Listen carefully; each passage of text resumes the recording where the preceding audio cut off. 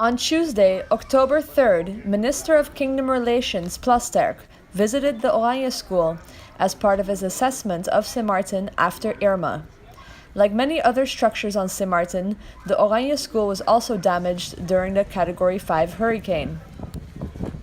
A few days after, we came back to the school and I saw the tree fell down.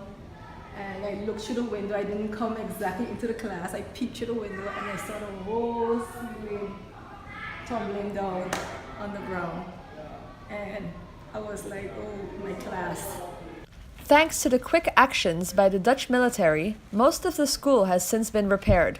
But damage to the infrastructure of the island is not the school's only concern.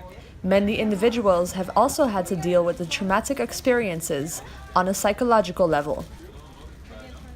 Well, there are persons who lost their entire home, persons who didn't necessarily lose the building, but they lost all the contents. There are persons who are either sheltering by someone, they're not feeling comfortable, no electricity for some persons still, no water, a combination of both. So those are issues that staff and students are still dealing with. After hearing some of the personal stories by students and staff at the Oranje School, Plasterk emphasized the need for a swift plan of action to tackle the many issues the population on Sint Maarten will be facing in the coming months. So I have a strong sense of urgency that I think within the next 2 weeks or so we should agree with the government of Sint Maarten on a program which will also then be confirmed in a legal context in the Netherlands, because I'm somewhat concerned that if a couple of weeks from now at the surface normal life is resumed because the cruise ships come back in, American tourists start walking around, that everybody also in the Netherlands will think, well, you know, most of it is solved now. So I think it's crucial that now we all stand shoulder to shoulder.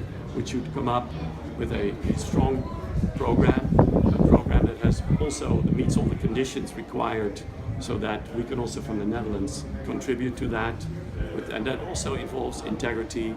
It also involves good procedures, because there's no way, you know, we're just gonna give a blank check. So we need to get that in place within the next 2 weeks or so. Precisely for the reason you mentioned, is that the military, they were trained and their job is to give noodhulp.